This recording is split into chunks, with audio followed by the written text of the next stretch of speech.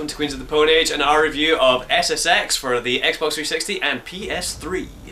It's been a while since we've seen an SSX game on any format, but this brings it back and it's even crazier than ever. The game sees you as part of the SSX team. You are out to conquer the 9 deadly descents in the story mode through various convoluted motion comics. You are trying to beat a guy called Griff, who left the SSX team and is out to conquer the world on his own. The main part of the story mode is to kind of get you to grips with the basics of the game, through the tricks, through the speed races, and the survival events, which are pretty crazy. Some involve avoiding trees, some involve like blacking out because of lack of oxygen, and some involve just like not being able to see anything and having to use crazy infrared sensors to see where you're going.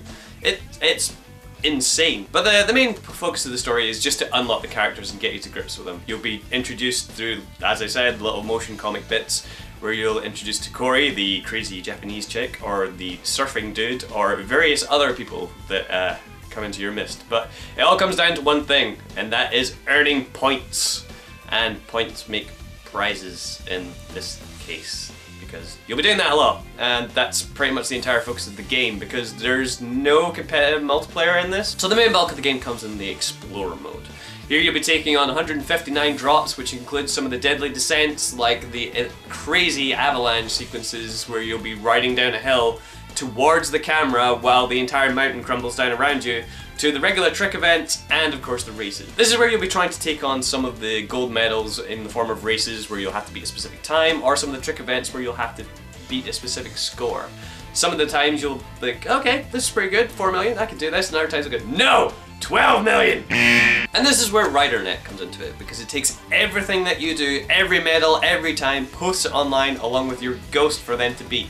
And it will let you know, hey, they did a pretty good job, or hey, they just went and beat your score, so you need to go out there and do it again. And you'll get earnings from these, because every time they try and beat you and they fail, you'll get money towards this. So there's always an incentive to keep going, and it gets crazy addictive as well. Like, first day on it, I spent like 10 hours trying to beat time. And of course there's the global events, where poker style, there is always you have to pay 50 grand to enter, and there is a prize pot at the end of it, depending on how many people go into it.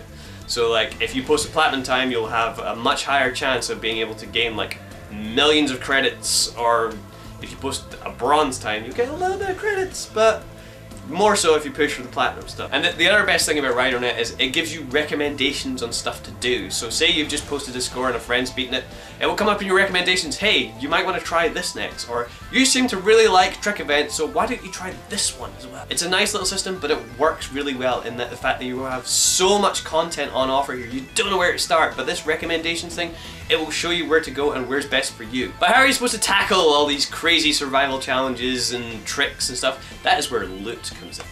And these guys who made this game obviously are a massive fan of Borderlands, because they have some sort of algorithm in there that every time you go into the shop, it will give you some crazy ass loot. From purple boards that glow, or some boards that regenerate your health, some boards that are faster than others.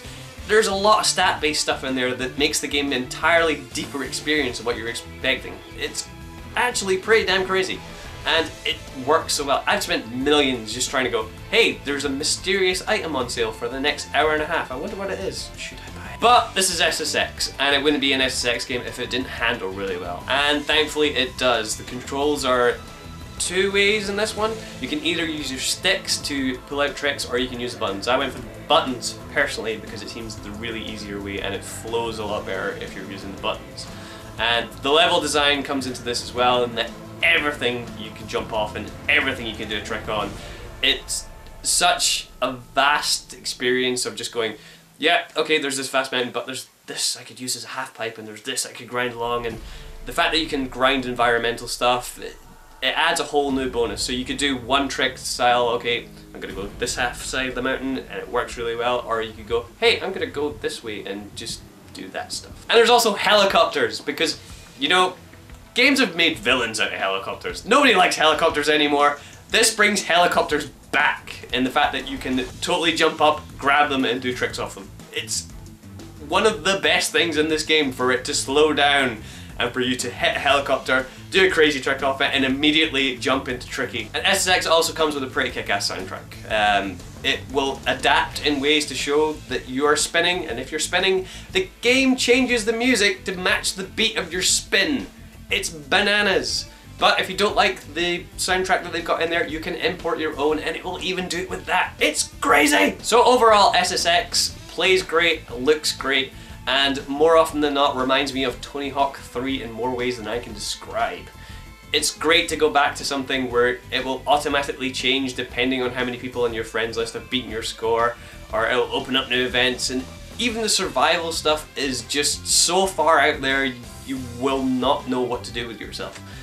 It's such a great package as well. The fact that there's so much stuff in there. I played it for like 20 hours already and I'm not even halfway through the game yet. I want to keep playing this game, and I want to finish this review so I can go play more of this game. So let me just leave you with the score.